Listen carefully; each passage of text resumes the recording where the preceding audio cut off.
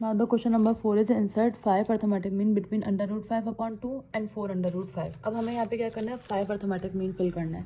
तो पहली वैल्यू हमने लिख दी और लास्ट वैल्यू हमने लिख दी. अब 5 arithmetic mean फिल करना है तो हमने लिख दिया A1, A2, A3, A4 और A5. तो सबसे पहले जो पहले टर्म है वो क्या है, A, यानी कि A किसके बराबर आ गए, अंडर रूट 5 अपॉन 2 के. तो और लास्ट टर्म अगर हम काउंट करें तो ये A1, A2, स्मॉल A1 यानी term 1, term 2, term 3, term 4, term 5, term 6 और टर्म 7. ये जो लास्ट टर्म दी हुई है वो क्या है, टर्म 7 है. तो हमने देख के लिख दिया A7 is equals to 4 under root 5. तो अब जो जनरल फॉर्मूला हम यूज़ करेंगे वो किसके लिए यूज़ करेंगे, n इक्वल्स टू 7 के लिए. तो A7 आया, A की जगह पर A n-1, तो ये क्या हो जाएगा 7-1 और ये D आ जाएगा डिफरेंस का. अब A7 हमें दिया हुआ 4 अंडर रूट 5, तो हमने इधर क्या लिख दिया 4 अंडर रूट 5 इक्वल्स ए की वैल्यू क्या दी हुई है, under root 5 upon 2 plus 7-1 is 6 और ये डी ऐसे आ गया. अब ये 4 अंडर रूट 5 ऐसे आया प्लस अंडर रूट 5 अपॉन 2 इधर जाके क्या हो जाएगा minus under root 5 upon 2 equals to 6d ऐसे आया. ये हम कैलकुलेटर से कैलकुलेट करेंगे, इसका आंसर आ जाएगा 7 अंडर रूट 5 अपॉन 2. फिर 6 इधर मल्टीप्लाई हो रहा है उधर जाके क्या हो जाएगा डिवाइड, यानी 2 से मल्टीप्लाई होगा. 6/2 इज 12 और डी का आंसर है क्या आ गया 7 अंडर रूट 5 अपॉन 2. ये डिफरेंस आ गया. अब हमें क्या मालूम करना है, A1 मालूम करना है. तो A1 के लिए फॉर्मूला क्या यूज़ करते हैं, A प्लस डी. ए की जगह पे अंडर रूट 5 अपॉन 2, डी की जगह पे 7 अंडर रूट 5 अपॉन 12. इन दोनों को कैलकुलेटर से ऐड करवाएंगे लाइक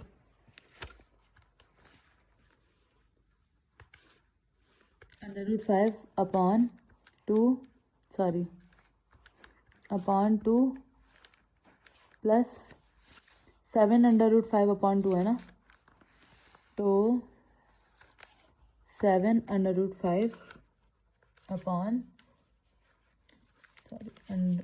2. तो ये क्या आ गया, अपॉन 12 है. तो ये क्या आ गया 13 अंडर रूट 5 अपॉन 12. इसी तरह A2 के लिए हम क्या वर्किंग करेंगे, A1 प्लस डी. A1 की वैल्यू क्या है 13 अंडर रूट 5 अपॉन 2, डिफरेंस की वैल्यू क्या है 7 अंडर रूट 5 अपॉन 2, 12. इन दोनों को कैलकुलेटर से कैलकुलेट करेंगे तो क्या आंसर आ जाएगा 5 अंडर रूट 5 अपॉन 3. इसी तरह A3 के लिए क्या वर्किंग करते हैं, A3 के लिए हम यूज़ करते हैं A2 प्लस डिफरेंस. A2 की वैल्यू आ गई और ये डिफरेंस की वैल्यू आ गई. इन दोनों को कैलकुलेटर से ऐड करवाएंगे तो आंसर क्या आ जाएगा 9 अंडर रूट 5 अपॉन 4. और अगर इसको हम विदाउट कैलकुलेटर सॉल्व करें तो हम किस तरह से सॉल्व करेंगे, क्योंकि इनका डिनोमिनेटर सेम है. तो डिनोमिनेटर सेम होता है तो हम डिनोमिनेटर एक बार लिखकर जो नॉमिनेटर होते हैं उनको आपस में ऐड करवा देते हैं. जैसे 13 अंडर रूट 5 है plus 7 under root 5. 13 plus 7 20 under root 5 आ जाएगा अपॉन 12. अब इसको कट करेंगे तो 4 5 द 20 और 4 3 द 12. इधर क्या आ जाएगा 5 अंडर रूट 5 अपॉन 3. तो 5 अंडर रूट 5 अपॉन 3. देन इसके बाद अगर हम ये वाली वैल्यू देखें A3 की 5 under root 5 upon 3 plus 7 under root 5 upon 12. तो इसको हम किस तरह से सॉल्व करेंगे. देन इसके बाद 5 अंडर रूट 5 अपॉन 3 था प्लस 7 अंडर रूट 5 अपॉन 12 था. अब अगर हम नोट करें तो इनके डिनोमिनेटर चेंज है. तो जब डिनोमिनेटर चेंज होते हैं तो हम क्या करते हैं, आपस में दोनों डिनोमिनेटर को मल्टीप्लाई करवा देते हैं, यानी 12 मल्टीप्लाई बाय 3. 12/3 इज 36. अब इसको इससे मल्टीप्लाई करेंगे 12/5 under root 2. 12/5 is 60 under root 5 ऐसे ही आ गया. इसी तरह 3 को 7 से मल्टीप्लाई करवाएंगे 21 अंडर रूट 5. अब इन दोनों को ऐड करवाएंगे तो 81 अंडर रूट 5 अपॉन 36. अब इसको कैंसिल करते तो 9 9 से 81, 9 4 से 36. तो यहाँ क्या आ जाएगा 9 अंडर रूट 5 अपॉन 4. तो कैलकुलेटर से जब हमने कैलकुलेट करा तब भी यही आया. अगर डायरेक्ट कैलकुलेटर से नहीं हो पाए तो ऐसे कर लेंगे सॉल्व. देन इसके बाद हमें A4 की वैल्यू निकालनी है. अब क्योंकि A4 की वैल्यू निकालनी है तो A3 प्लस डी होगा. A3 की वैल्यू क्या है 9 अंडर रूट 5 प्लस डिफरेंस क्या आया था 7 अंडर रूट 5 अपॉन 2. 12 है, यहाँ पर गलती से हम 2 लिख दे, 12 है यहाँ पर, 12 ही है. अच्छा, इसके बाद हमें क्या करना है, क्योंकि डिनोमिनेटर चेंज है, या तो कैलकुलेटर से डायरेक्ट वैल्यू निकालना है या फिर अगर वर्किंग करके निकालनी है तो 12/4 डिनोमिनेटर को आपस में मल्टीप्लाई करवाएंगे. 12/4 इज 36. 12 को 9 से मल्टीप्लाई करवाएंगे तो 108 आ जाएगा अंडर रूट 5 प्लस 7 को 4 से मल्टीप्लाई करवाएंगे तो 28 अंडर रूट 5. और जब हम इन दोनों को ऐड करवाएंगे तो आंसर आएगा 136 और ये अंडर रूट 5 अपॉन 36. 136 और 36 इनको कैंसिल करेंगे तो 4 3 द 12, 1 बराबर गया 4 4 द 16, 4 9 से 36। अब ये मजीद कैंसिल नहीं हो सकते, तो इधर क्या आ जाएगा 34√5/9। सॉरी 12 को जब 4 से मल्टीप्लाई करवाएंगे तो यहाँ पे 48 आएगा। तो 108 + 28 136√5/48। 136 को 4 से कैंसिल करेंगे तो 4/3 इज 12, 1 बराबर में गया, 4/4 इज 16, इसी तरह 4 1 4, 4 2 8, इसी तरह 2 6 12, 2 17 34। तो इधर क्या आ जाएगा 17√5/6। तो ये कैलकुलेटर से भी यही है। देन A5 की वैल्यू निकालेंगे। A5 की वैल्यू हम किस तरह से निकालेंगे, A4 + D। A4 की वैल्यू क्या आई है 17√5, जबकि डिफरेंस की वैल्यू क्या आई है, डिफरेंस की वैल्यू है 7√5/12। तो यहाँ 1 में से 12। अब इसको भी हम कैलकुलेटर से कैलकुलेट करेंगे तो डायरेक्ट आंसर ये आ जाएगा, लेकिन अगर हम वर्किंग इस तरह से करेंगे डायरेक्ट कैलकुलेटर से नहीं, तो 12 को 6 से मल्टीप्लाई करवाएंगे, 12/6 इज 72। 12 को 17 से मल्टीप्लाई करवाएंगे, तो 12 को जब हम 17 से मल्टीप्लाई करवाएंगे, 12 × 17 204√5 आ जाएगा, प्लस इसी तरह 6 को 7 से मल्टीप्लाई करवाएंगे, 7/6 इज 42√5। और जब हम को ऐड करवाएंगे तो 204 + 42, आंसर विल बी 246√5/72। 246 को 12 से मल्टीप्लाई करवाएंगे तो डिवाइड करवाएंगे तो इधर आएगा 41। इसी तरह 12 का डिफरेंस 72 कहाँ पर आता है, 6 पर आता है। तो यहाँ पर आंसर क्या आ जाएगा 41√5/6। तो दिस इज रफ वर्क। अगर डायरेक्ट कैलकुलेटर से नहीं करना हो या फिर नहीं आंसर आ रहा हो, और क्योंकि रूट है तो सम कैलकुलेटर में एरर आ जाते हैं या फिर पॉइंट में आंसर दे रहा होता है डेसिमल में, तो हम रफ वर्किंग से करके इनके रूट में ही आंसर लेकर आएंगे। तो अगर हम टोटल सीरीज देखें, हमें A1 यानी पहले टर्म जो है हमें दी हुई थी A√5/2। उसके बाद A1 पुट किया था, क्योंकि हमने A1 A2 A3 A4 A5 आएंगे, इन सब के आंसर जो है वो हमने सीरीज वाइज लिख दिया, और लास्ट में जो हमारा लास्ट टर्म दी हुई थी यानी कि ये वाली 4√5, तो वो लिख देंगे। तो दिस इज अवर आंसर। ये वाली टर्म थी 41√5/12। इसकी जो लास्ट टर्म है वो ये है, यानी A1 A2 A3 A4 A5 हमने लिख दिया। उसके बाद 4√5 हम एंड में लाजमी लिखेंगे, क्योंकि लास्ट वैल्यू हमारी ये थी। इसके बाद क्वेश्चन नंबर 5 क्या है, insert 6 arithmetic means between -30 and 30। तो हमें फर्स्ट टर्म क्या दी हुई है -30 और लास्ट टर्म क्या दी हुई है 30। इसके दरमियान हमने इंसर्ट 6 अर्थमेटिक मीन को फिल करना है। तो हमने क्या लिख दिया A1 A2 A3 A4 A5 A6।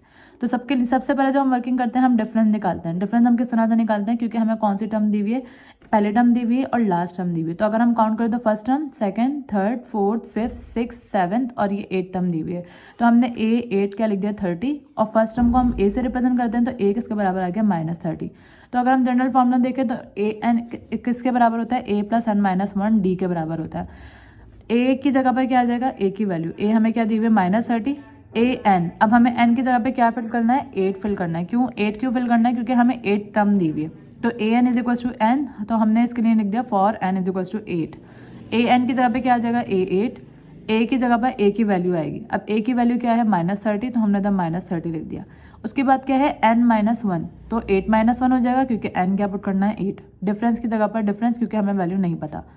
अब ये A की जगह पर तो -30 लिख दिया, 8 - 1 इज 7 D। 30 यहाँ ऐसे ही आया, A8 जो है वो हमें 30 दी हुई थी, ये 30 दी हुई थी, हमने इधर 30 लिख दी। अब ये -30 इधर जाके क्या हो जाएगा +30 = 7D। 30 + 30 इज 60, और 7 इधर मल्टीप्लाई होता है, इधर आके क्या हो गया डिवाइड। तो आंसर के डिफरेंस का क्या आ गया 60/7। अब वर्किंग करते हैं सबसे पहले A1 के लिए। A1 किसके बराबर होता है, A + D के बराबर होता है। तो A की जगह पर A की वैल्यू रख दी, प्लस डिफरेंस की जगह पर 60/7 रख दिया। अब इसको या तो कैलकुलेटर से फाइंड करेंगे डायरेक्ट, अगर कैलकुलेटर से नहीं हो पाएगा, पॉइंट में डेसिमल में आंसर आएगा, तो हमें वर्किंग करनी होगी। तो ये तो कैलकुलेटर से डायरेक्ट आंसर लिख दिया -150/7। कैसे आया, -30 + 60/7। तो इसका आंसर क्या आ गया -150/7। लेकिन अगर हम इसको रफ वर्क से करें तो -30 + 60/7। 30 का जो कोई डिनोमिनेटर नहीं है, दैट मीन 1 है। 7 × 7 डिनोमिनेटर को आपस में मल्टीप्लाई करवाते हैं, देन इसको इससे मल्टीप्लाई करवाएंगे, यानी 30 × 7, और माइनस का है तो 210, प्लस 60 को 1 से मल्टीप्लाई करवाएंगे तो 60, और जब हम इन दोनों को प्लस माइनस -210 प्लस 60 -150 आ जाएगा अपॉन 7। ये दोनों कैंसिल आउट नहीं हो सकते, तो -150 अपॉन 7 हमने आंसर लिख दिया इसका A1 का। अब A2 के लिए जब हम वर्किंग करेंगे तो A1 क्या है, A1 है -150 अपॉन 7 और डिफरेंस क्या आया था 60 अपॉन 7। अब यहाँ क्योंकि डिनोमिनेटर सेम है, डिनोमिनेटर सेम होते तो हम एलसीएम किस तरह से लेते हैं, 7 ऐसे ही आया और ऊपर वाली दोनों वैल्यू को माइनस करवा देते हैं, तो -150 प्लस 60 प्लस माइनस माइनस, और जब 150 में से हम 60 माइनस करेंगे तो आंसर विल बी 90। इसी तरह A3 के लिए A2 प्लस डी आएगा। A2 क्या आया है -90 अपॉन 7 और डिफरेंस क्या था 60 अपॉन 7। इसमें भी डिनोमिनेटर क्योंकि सेम है तो डिनोमिनेटर ऐसे ही आ जाएगा, 7 है तो 7 आ गया दोनों का डिनोमिनेटर। माइनस प्लस माइनस 90 में से 60 माइनस करेंगे तो -30 क्यों आया, क्योंकि साइन बड़े नंबर का आता है। देन A4 के लिए जब वर्किंग करेंगे तो A4 किसके बराबर होता है A3 प्लस डी के। A3 क्या आया है -30 अपॉन 7 और डिफरेंस क्या था 60 अपॉन 7। तो इधर भी डिनोमिनेटर सेम है तो डिनोमिनेटर एक बार लिखकर 60 माइनस 30 आ गया। अब A5 के लिए A4 प्लस डी होगा। A4 क्या है 30 अपॉन 7 जबकि डिफरेंस क्या था 60 अपॉन 7। अब यहाँ पॉजिटिव 30 अपॉन 7 है तो 30 प्लस 60 90 हो जाएगा, 90 अपॉन 7। इसी तरह A6 के लिए क्या वर्किंग करेंगे, A6 equals to A5 plus D. A5 क्या है 90 अपॉन 7, डिफरेंस क्या था 30 अपॉन 7, डिफरेंस 60 अपॉन 7 था, यहाँ मिस्टेक हो गई, डिफरेंस था 60 अपॉन 7। तो 90 प्लस 60 कितने हो देंगे, ये हो देंगे 150। तो आंसर A6 का क्या आएगा 150 अपॉन 7। हम यहाँ पर भी सही कर लेंगे 150 अपॉन 7। तो यहाँ पर हमने फर्स्ट टर्म -30 ऐसे लिख दी। उसके बाद सेकंड टर्म यानी कि A1 A2 की वैल्यू, फिर A3 की वैल्यू, फिर A4 की वैल्यू, देन A5 की वैल्यू, A6 की वैल्यू, और फिर जो लास्ट टर्म हमें क्वेश्चन में गिवन थी यानी कि 30 जो गिवन थी वो हमने यहाँ पर लिख दिया। ऐसी ये सीक्वेंस बन गई हमारी which is the answer. Then इसके बाद क्वेश्चन नंबर 6 की अगर हम बात करें, क्वेश्चन नंबर 6 में बोला है if 5 and 8 are 2 arithmetic mean between C and D। अब C और D हमें अननोन दिए हुए और कहा है कि 5 और 8 अर्थमेटिक मीन है C और D के दरमियान। 5 और 8 अर्थमेटिक मीन है तो हमें फाइंड क्या करना है, C और D की वैल्यू मालूम करनी है। तो अगर हम A1 की बात करें तो A1 पहला अर्थमेटिक मीन होता है, पहला अर्थमेटिक मीन यानी फर्स्ट वैल्यू के बाद जो होता है वो पहला अर्थमेटिक मीन। तो हमने क्या लिख दिया A1 इक्वल्स टू 5। अच्छा, अब यहाँ पर A1 इज इक्वल्स टू 5 है। A1 किसके बराबर होता है A प्लस डी के, ये हम पिछले क्वेश्चन में कर चुके हैं। A1 बराबर होता है A प्लस डी के। अब यहाँ हमें डिफरेंस नहीं पता, ये D डैश मैंने क्यों लिखा है, क्योंकि ये D दिया हुआ है, ये डिफरेंस वाला D नहीं है, ये अननोन D है। ये D डैश जो है वो डिफरेंस को रिप्रेजेंट कर रहा है। डिफरेंस हम किस तरह से निकालेंगे, बिल्कुल उसी तरह 8 को 5 से माइनस करवा देंगे तो हमारे पास डिफरेंस आ जाएगा 3। तो इस डिफरेंस की जगह पे 3 लिख देंगे। A क्या होता है, A is for first term, first term क्या है C, तो इधर C आ गया और ये 5 ऐसे ही आ गया। प्लस का 3 इधर आके क्या हो जाएगा माइनस का 3 और 5 में से जब हम 3 माइनस करवाएंगे तो आंसर विल बी 2। ये C आ गया। अब D, अगर हम D को देखें तो कौन सी टर्म है, फर्स्ट सेकंड थर्ड फोर्थ, तो D कौन सी टर्म है A4 और A4 का फॉर्मूला क्या होता है A plus n minus 1 D, वो तो जनरल फॉर्मूला था। जनरल फार्मूला हमारे पास क्या होता है, जनरल फार्मूला इसका AN equals to A plus n minus 1 D।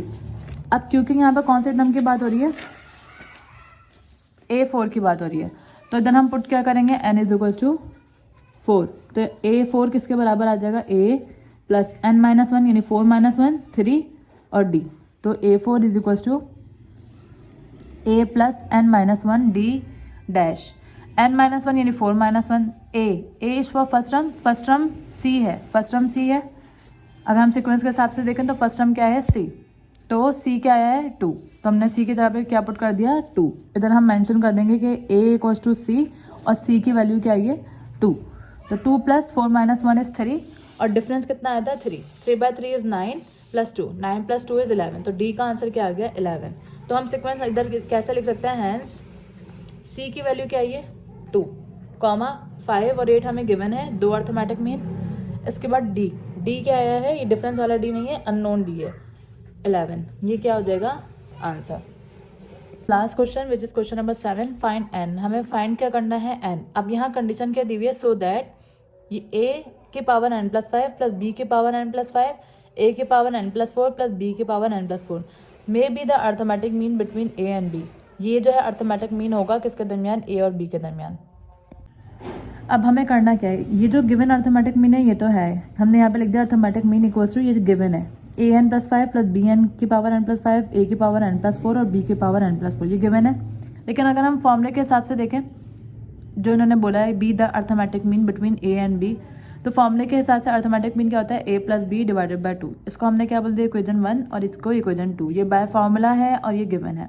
तो अगर हम इन दोनों को कंपेयर करें तो दोनों में क्या अर्थमेटिक मीन है, तो ये वाली साइड किसके बराबर आ जाएगी, इस साइड के बराबर आ जाएगी। तो हमने देखा लिख दिया by comparing equation 1 and 2 a plus B upon 2 बराबर आ जाएगा इस टर्म के, तो हमने ये लिख दिया।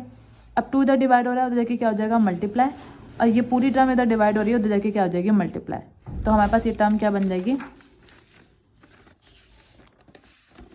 ये आई है, ये हमने दोबारा से रिपीट कर दी, मेंशन कर दी, ताकि बार बार पीछे पेज ना फोल्ड करना पड़े। अब a को जब हम इससे मल्टीप्लाई करवाएंगे, a को जब हम इससे मल्टीप्लाई करवाएंगे तो a बेस सेम है, पावर ऐड हो जाएंगी, इसकी कोई पावर नहीं है तो यानी कि 1 है, तो इधर क्या आ जाएगा n प्लस 4 ऑलरेडी था प्लस 1। इसी तरह a अब किससे मल्टीप्लाई होगा, इससे मल्टीप्लाई होगा, a जब इससे मल्टीप्लाई होगा तो बेस सेम नहीं है, तो a और b की पावर n प्लस 4 ऐसे ही आ गई। अब b की बारी, b को इससे मल्टीप्लाई करवाएंगे तो दोनों की बेस सेम नहीं है, तो क्या आ गया b a की पावर n प्लस 4। इसी तरह b को जब इससे मल्टीप्लाई करवाएंगे तो बेस सेम है तो पावर ऐड हो जाएंगी, यहाँ पे पावर क्या है 1, n प्लस 4 ऑलरेडी थी, इसमें क्या ऐड हो जाएगा 1 ऐड हो जाएगा। अब इक्वल्स ऐसी है, 2 को जब हम इससे मल्टीप्लाई करवाएंगे तो 2 a की पावर n प्लस 5, और इसी तरह 2 को जब b से मल्टीप्लाई करेंगे 2b की पावर n प्लस 5। अब a n ऐसी है, 4 प्लस 1 इज 5, ये दोनों टर्म एज इट इज आ गई। b n plus 4 plus 1 is 5, इन दोनों टर्म को हमने एज इट इज लिख दिया। अब जो ए बी वाली टर्म है, जैसे ये दोनों बेस सेम नहीं हुई तो इनको हम यहीं पर रहने देंगे, a की पावर n प्लस 5 उधर जाके माइनस a की पावर n प्लस 5 हो जाएगा। इसी तरह प्लस b की पावर n प्लस 5 इधर आके क्या हो जाएगी माइनस b की पावर n प्लस 5।